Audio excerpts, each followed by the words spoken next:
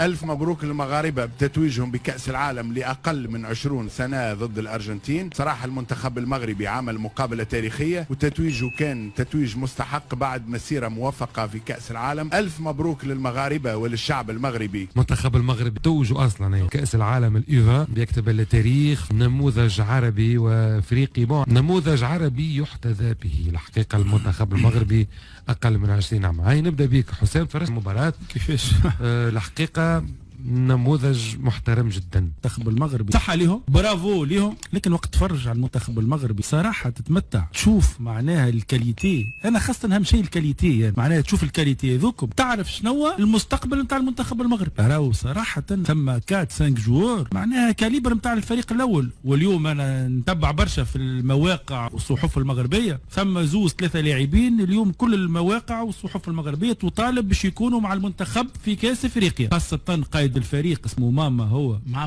ماما صراحة ولا كاليتي ولا معناها نيفو. فقط معلومة 90% من الفريق هذا المغربي يظهر التفوق نتاعهم. اليوم راهو المنتخب المغربي راهو ما عادش راهو نحكيو على مفاجأة. راهو اليو دي 7 شامبيون دافريك هما ليكيب سينيور وصلت، والليكيب فيمينين يظهر لي هذا كوب دافريك المنتخب المحلي معناها شوف ناس تخدم على استراتيجية صحيحة. فما شكون